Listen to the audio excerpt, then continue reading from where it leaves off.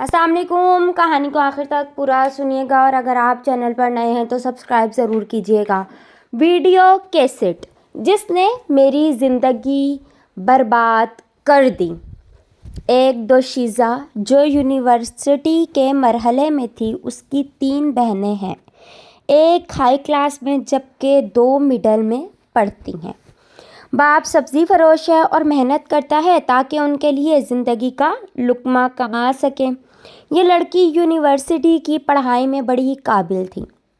ایک اچھے اخلاق اور عمدہ ادب میں معروف ہے.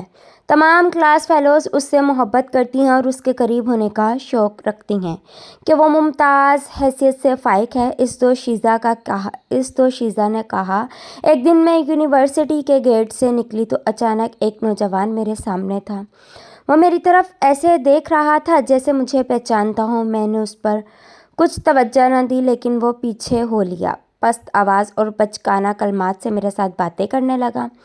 اے خوب رو، میں آپ سے شادی کا خواہاں ہوں. میں بڑی دیر سے آپ کا پیچھا کرتا ہوں. آپ کے اخلاق اور ادب کو پہچانتا ہوں. میں تیز چلی تو میرے قدم لڑکھڑانے لگے. میری پیشانی پسینے سے شرابور ہو گئی. اس سے پہلے کبھی ایسا واقعہ پیش نہ آیا تھا اور میں مدہوش اور انتہائی پریشانی کے عالم میں گھر پہنچی. اس موضوع پر سوچتی رہی اور خوف، گھبراہٹ اور بے چینی سے اس رات نہ سو سکی. اگلے دن میری یونیورسٹی سے نکلتے وقت میں نے اسے گیٹ کے سامنے پایا. وہ مسکرا رہا تھا. اس کا مجھ سے چھیڑ خوانی کرنا اور پیچھا چلنا کئی بار ہوا اور اس کام کی انتہا اس چھوٹے خط سے ہوئی جو اس نے گھر کے دروازے کے پاس پھینک دیا.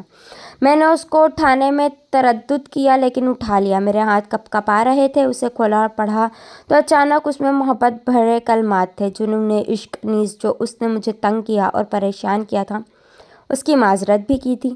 میں نے کاغذ پھاڑا اور پھینک دیا. کچھ دیر بعد فون کی گھنٹی بجی. میں نے ریسیور اٹھایا تو اچانک وہی نوجوان خوبصورت کلام سے بول رہا تھا، آپ نے خط پڑھ لیا یا نہیں؟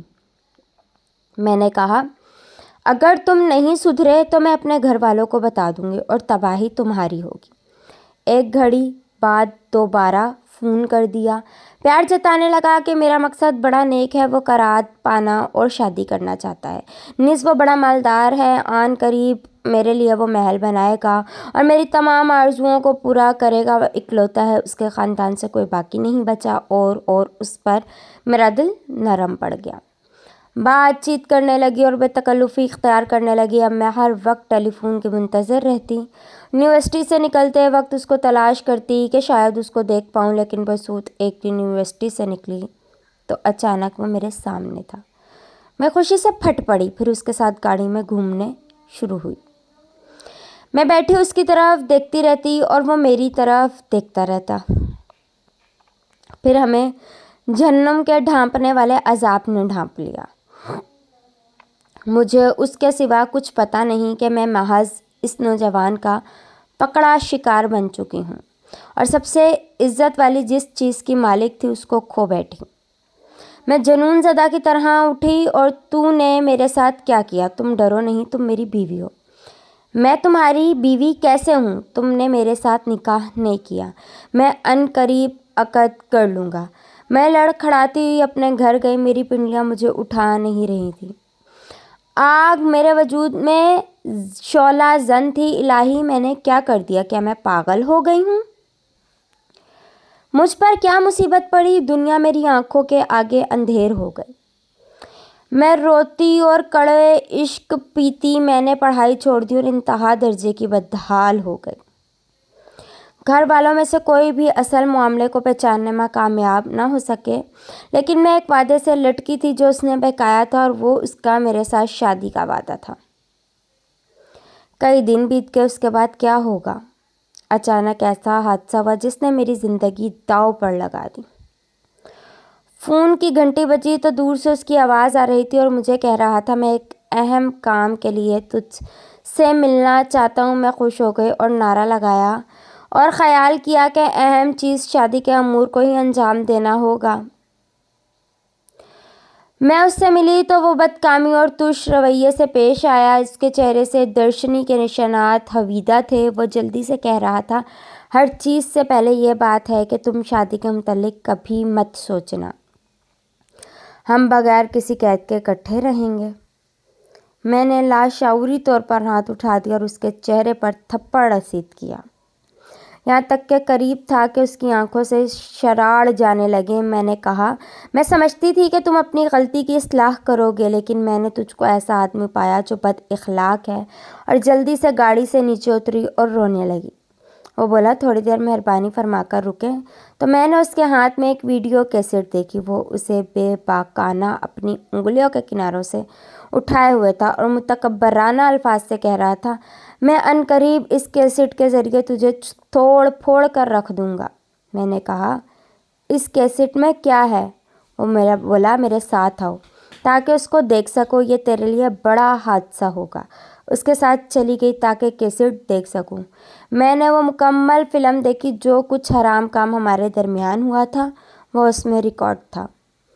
میں نے کہا، اے بزدل، تو نے یہ کیا کیا؟ اے گھٹیا انسان! اس نے کہا، ہم پر خفیہ کیمرے نصب تھے جو ہر حرکت اور پست آواز کو ریکارڈ کر رہے تھے۔ تیری تباہی کے لیے کیسٹ مجھے اسلحے کا کام دے گی، اللہ یہ کہ تو میرے احکامات کے تابع اور میرے اشارات کی فرما بردار رہو۔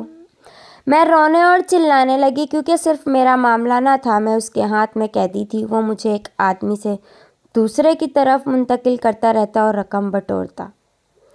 میں دلدل میں گر چکی تھی اور زندگی تباہی کی طرف لے جا چکی تھی، جبکہ میرا کنبہ میرے کرتوتوں سے بے خبر تھا۔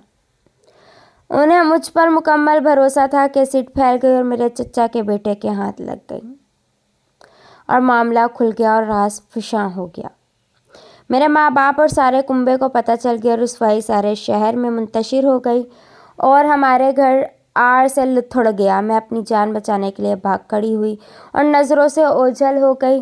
مجھے معلوم ہوا کہ میرے والدین اور بہنیں دوسرے شہر نقل مکانی کر گئے ہیں۔ رسوائی بھی ان کے ساتھ پیچھے چلی گئی ہے۔ مجالس میں یہی موضوع گفتگو بن گیا اور وہ کیسٹ ایک نوجوان سے دوسرے نوجوان کی طرف منتقل ہونے لگی۔ میں ذلت میں ڈوبی بدکار عورتوں کے درمیان رہنے لگی۔ یہ گھٹیا شخص ہی سب سے پہلے مجھے یہ رخ دینے والا تھا۔ ہاتھ میں گڑیا کی طرح وہ مجھے حرکت دیتا، میں خود حرکت نہ کر سکتی تھی۔ وہ نوجوان متعدد گھروں کی تباہی اور اٹھتی عمر کی دو سزاؤں کے مستقبل کی ویرانی کا باعث بنا تھا۔ میں انتقام کا عزم کر لیا۔ ایک دن وہ میرے پاس آیا تو وہ نشے سے دھت تھا۔ میں نے موقع غنیمت جانا اور اس کو چھرا گھونپ دیا۔ میں نے انسانی صورت میں ابلیس کو قتل کر دیا اور لوگوں کو اس کی برائیوں اور فسادات سے بچا لیا۔ میرا انجام یہ ہوا کہ میں پابند سلاسل اور سلاخوں کے پیچھے ہوں، ذلت اور محرومی کے گھونٹ پی رہی ہوں، اپنے فعال بد پر نیز اپنی زندگی پر جس میں کوتاہی سے کام لیا نادام ہوں۔ میں جب بھی ویڈیو کیسٹ کو یاد کرتی ہوں تو مجھے خیال آتا ہے جیسے کمرے میں ہر جگہ میرا پیچھا کر رہے ہیں۔ میں اپنا یہ قصہ سپرد قلم کر دیا ہے تاکہ ہر دو کے لیے عبرت اور نصیحت بنے کہ جو چکنے بھڑک کے لیے الفاظ کے پیچھے بھاگ رہی ہیں۔ اس ویڈیو کو زیادہ سے زیادہ شیئر کیجیے، ہو سکے تو لائک کیجیے۔ اللہ حافظ۔